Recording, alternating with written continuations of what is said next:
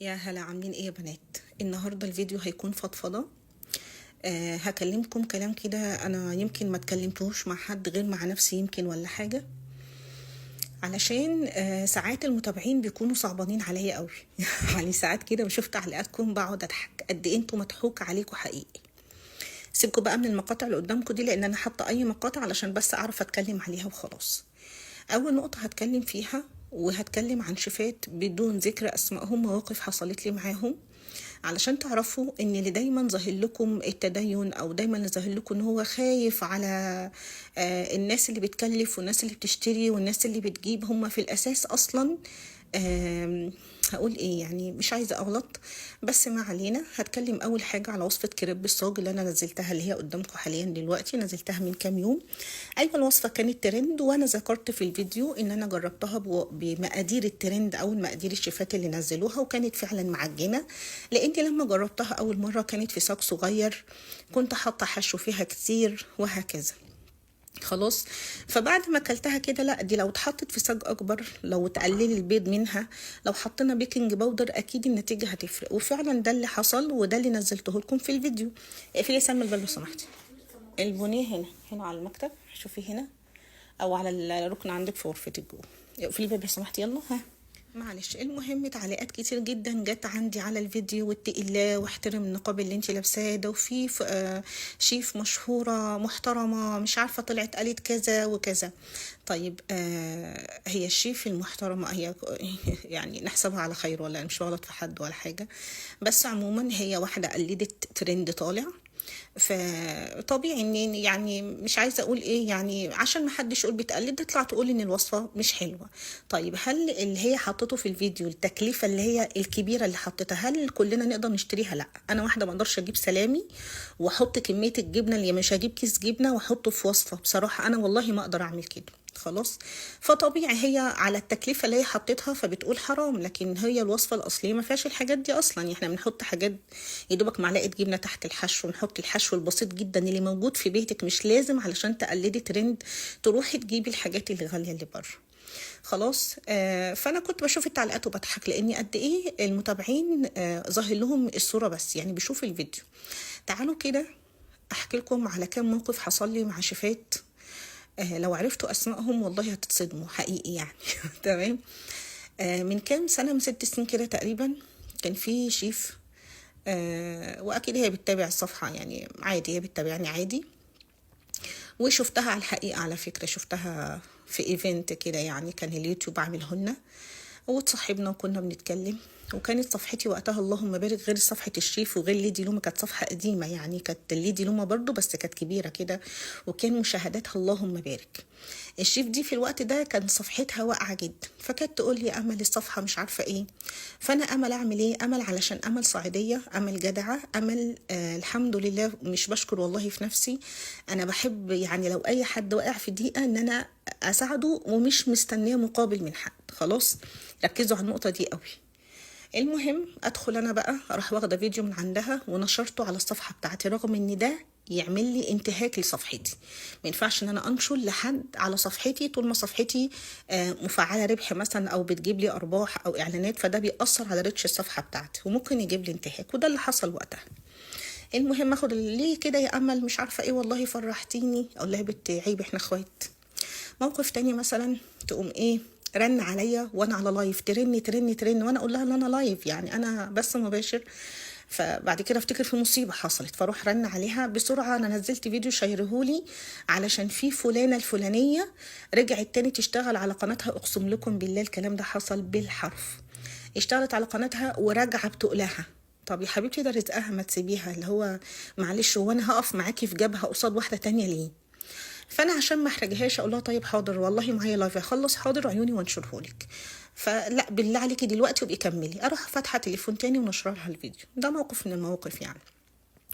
موقف تاني كمان مثلا، تقولي ده انا جالي اعلان كذا كذا وصفحتي واقعه ومش هتجيب مشاهدات، اقول لها بت جمدي قلبك، ما انا صفحتي موجوده، اقبلي الاعلان واعمليه وانا هنشره عندي. اقسم لكم بالله بالحرف. مش بعدلكم انتي بنت امل جدعه بقى وكده، لا ده انا بعدلكم المواقف، المواقف فقط. فيجي بعدها صفحتي خلاص وقعت، خلاص يعني كتر النشر عليها والحاجات دي خلى صفحتي رتشها، الناس كلها، الناس كل شويه شايفه حد تاني عندك المهم، واتهكرت بقى وقتها من حد كده من بلد اجنبيه، ولما رجعت الصفحه رجعت بايظه خالص. فانا وقتها كنتش عارفه اعمل ايه، فجت لي كده كذا واحده، وهي اللي كانت بعتهم لي يعني اعملي صفحتك شير باجر، يعني مثلا نشير عندك، وكل شهر مثلا كانت 250 جنيه ولا حاجه في الشهر، وكل يوم اشير لها فيديو. تمام تمام، لموا لي كام 4 شيفات كده ولا حاجه، فيهم شيف فيهم شيف قالت لي ايه، اللي عرفته بقى بعدها ان هي عندها جروب، وانها هي عندها مشروع من بيتها، وان زوجها مسافر للخارج، وان صفحتها ما شاء الله كبيره، على 250 جنيه. قالت لي انا مش معايا وزوجي مسافر، فانا هنشر ومثلا اخر الشهر كده حاسبك. قلت لها حبيبتي عادي جدا، وفعلا بدات انشر لهم على صفحتي. الاقي بقى الناس ده، الاقيهم داخلين يردوا على الناس في صفحتي كانهم هم اصحاب الصفحه.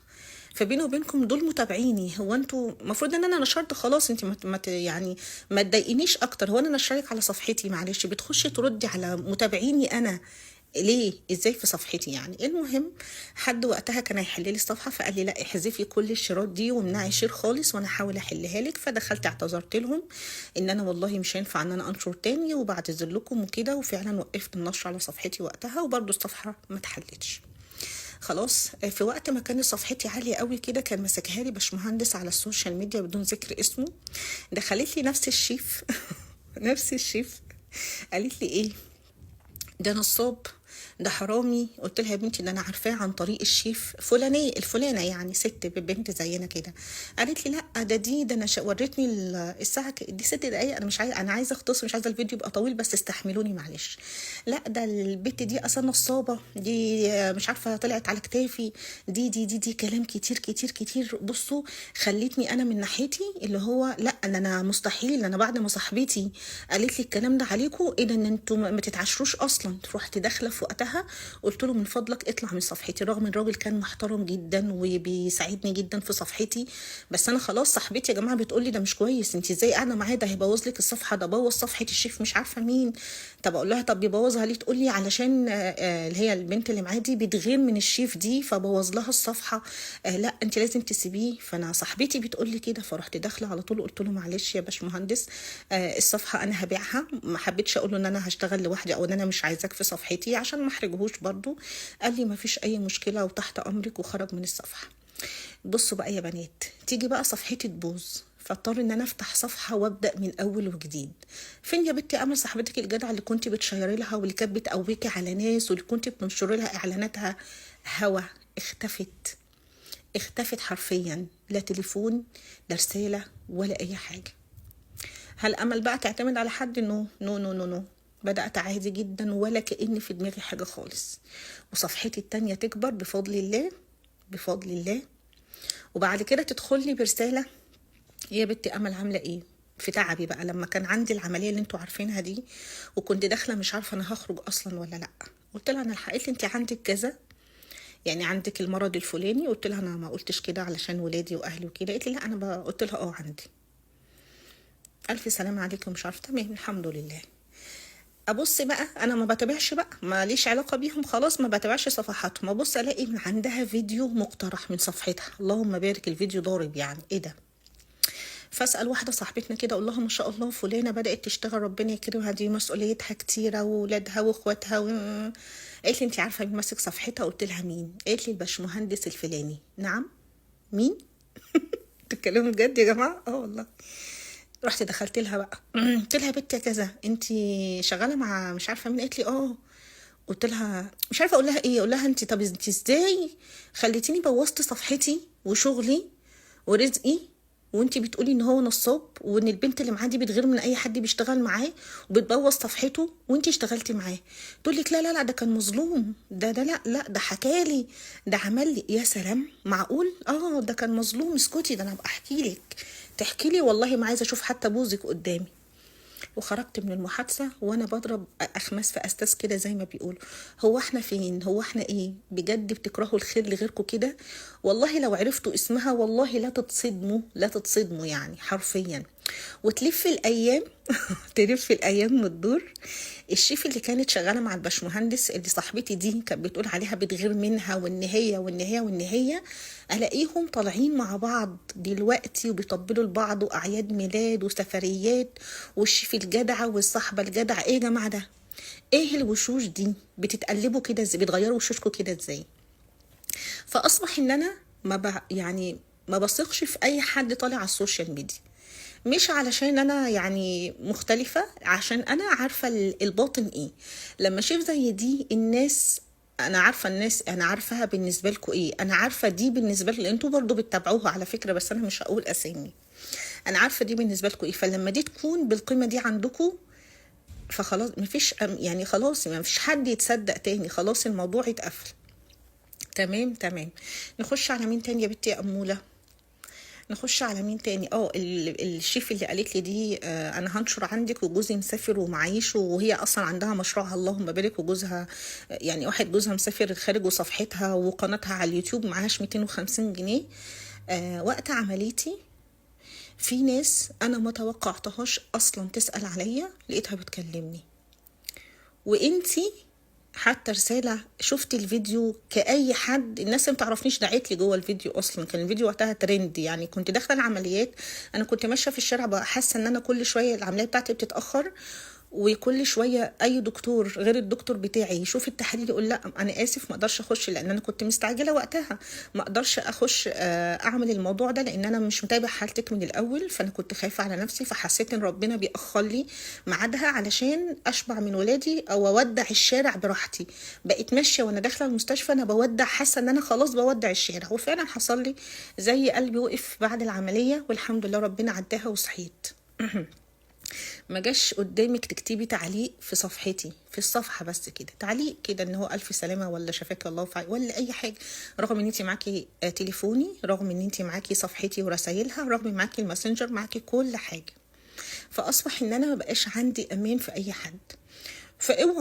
اوعوا من الوشوش اللي بتطلع تقول حسبي الله ونعم الوكيل، ويضحكوا على المتابعين الغلابه وبيضحكوا على الناس. المتابع مش غبي، المتابع عارف لو الوصفه دي فعلا شكلها يفتح النفس فهقوم اعملها، وجرب من امل مره واثنين وثلاثه وعشرة، فعارف الحمد لله بفضل الله ان امل دي وصفاتها ناجحه فبيعمل ورايا.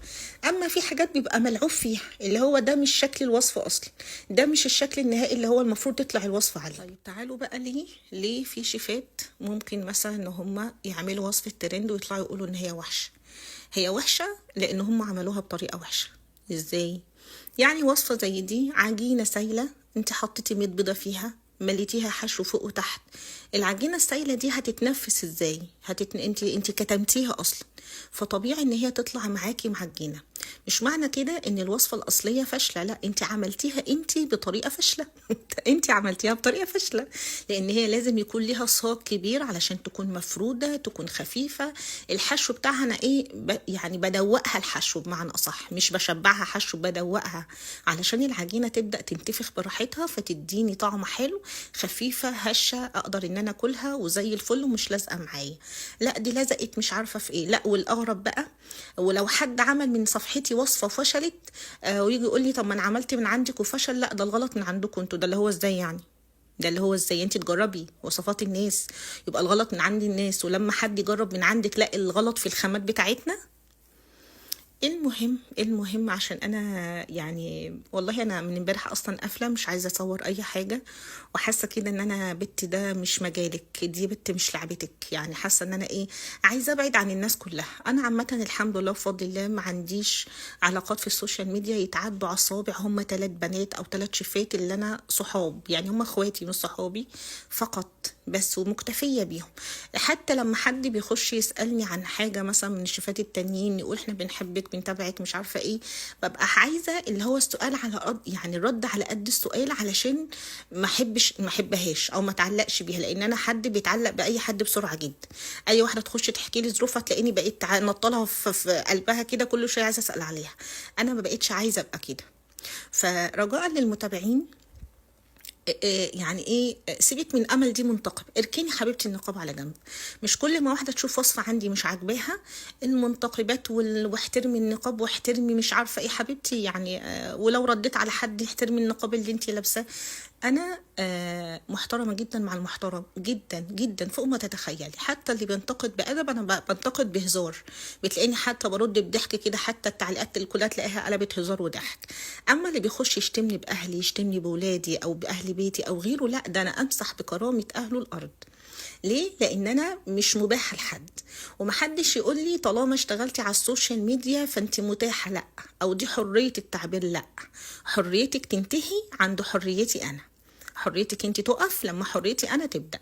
بمعنى ان انا منزله وصفه، ما جبرتكيش ان انت تعمليها، ما جبرتكيش ان انت اصلا تتفرجي عليها، ما جبرتكيش ان انت تكتبي لي تعليق تشتميني بيه. وانتي مش احسن مني مثلا علشان تشتميني واقول لك الله يسامحك مثلا، يعني في اوقات نقول الله يسامحك للناس اللي هي مش فاهمه، اللي هو انا مثلا رديت عليها انتي لا انا وضحت لك الصوره فتقول لي معلش يا امل، فاقول لها تمام ولا يهمك عادي. لكن في ناس بتصر على الغلط، تلاقيها بتشتمك وبتبجح فيكي كانها شرياكي، كانها لا ده انت بتشتغلي واحنا اللي عملناكي، واحنا اللي اساسا الصفحات ما بدقيش. صفحه الشيف اصلا بايظه بايظه، امال انا عملت صفحه جديده ليه؟ وصفحه جديده يعني اساسا والله العظيم ما بتكفي مصاريفها، بس انا حابه كده، حابه ان انا اشتغل. لكن باللي انا بشوفه في التعليقات دي حسيت ان هو ايه يا بنت انت لو بعدتي مش هيكون افضل؟ يعني لو بعدت كده، بس انا ان شاء الله مش هبعد، انا حابه مجالي. ولذلك بتلاقوني بنزل الفيديو حاليا، حتى التعليقات انا مش عايزه اشوفها. ليه؟ لاني خايفه اشوف تعليق يقفلني، خايفه اشوف تعليق يحسسني ان انا لا انت كده اساسا الزعل على صحتي غلط، على يعني تعبي غلط. وانا باخد على نفسي قوي كمان، فبيحصل لي مضاعفات، فاقول لا انت كده هتمرضي نفسك اكتر يا بنت، انت كده هتتعبي اكتر، لا ابعدي. لا انا فخلاص بنزل الوصفه طالما انا واثقه فيها. ويوم انا كنت بقدم افكار اصلا وحاجات زي كده، يوم ما حبيت المعجنات وانا اصلا من صغري بحبها وبتنجح معايا جدا، بس لما حبيت انزلها على صفحتي وتبقى ده مجالي او دي محتوايا، اخدت فيها كورسات. يعني المقادير اللي بتنزلك بالجرام، بتنزلك بالكوبايه، دي محسوبه ومجربه مره واتنين وعشرة في الكورسات قبل ما تكون مجربه في بيتي. خلاص، فرجاء اللي يكتب تعليق انا بقبل النقد البناء جدا. يعني قولي لي مثلا انت غلطتي في كذا، هقول لك اه عندك حق والله هجرب اللي انت قلتي لي عليه. لكن ما تخشيش تشتميني هشتمك ما فيهاش، هتغلطي فيا هغلط فيكي وش، ما فيهاش مبرر، ما فيهاش واحد اتنين. يعني خدوا بالكم اي تعليق بيكون بيغلط او بيقول الفاظ وغيره، انا ببقى عارفه ان دي بيئتها اساسا، دي واحده ما تربتش، فبالتالي تغلطي فيها عادي جدا. اما لما بيكون حد مش عاجبه وصفه فبيتكلم لا ده كذا، لا دي مضره، لا مش عارفه ايه، فببدا اوضح لها، يا هي اقنعتني انا اقنعتها، وبمنتهى الادب منتهى الاحترام. لكن في ناس بتبقى داخله لمجرد الهجوم، هي شافت بس مثلا تعليق بيشتم امل، فهوب انت كمان اتفلسفي واهبدي من غير ما تفهمي اي حاجه. بس حبيت افضفض معاكم، الفيديو طول معلش استحملوني. وخدوا بالكم زي ما قلت لكم، هاكد لكم تاني ان مش كل الوشوش اللي انتوا بتشوفوها على السوشيال ميديا هي مصدر ثقه.